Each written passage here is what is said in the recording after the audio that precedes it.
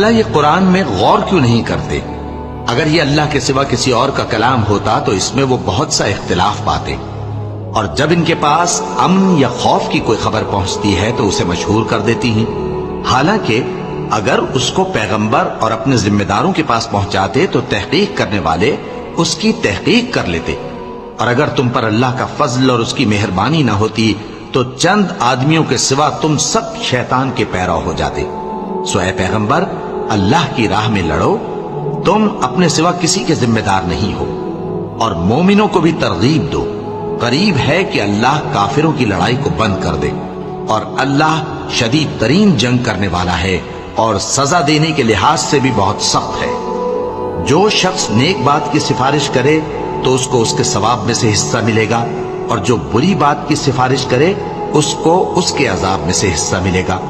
اور اللہ ہر چیز پر قدرت رکھتا ہے۔